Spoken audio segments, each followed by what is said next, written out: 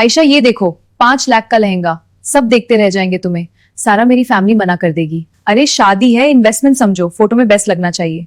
लेकिन आयशा ने इनकार कर दिया। लोग एक दिन खाना खाकर चले जाएंगे, लेकिन अब्बू कर्ज में डूब जाएंगे। हमारी तरफ से 500 लोग आ रही है। 500? इतना बड़ा इंतजाम कैसे होगा? वो अपनी बेटी से अपना दुख छुपा रहा था, मगर उसकी बेटी को उसका दर्द महसूस हुआ। आयशा अपने अब्बू को टूटते नहीं देख सकती थी। आयशा हिम्मत करके अहमद को कॉल करती, मुझे तुमसे मिलना है, प्लीज जरूर मिलना। ठीक है आयशा, मैं आ जाऊंगा, तुम टेंशन ना लो। उस पल आयशा के दिल में फैसले की बुनियाद रख दी गई। आयशा तुम ठीक हो? तुमने मुझे यहाँ क्यों बुलाया? मुझे तुमसे एक जरूरी बात करनी है। दोनों के दरमियान खामोशी का भारी पल छा जाता है।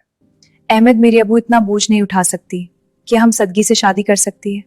जी आयशा बिल्कुल, मैं समझता हूँ सदगी से ही सही रहेगा। शुक्रिया अहमद। अहमद ने भी सादगी का फैसला किया। निकाह सादगी से हो गया।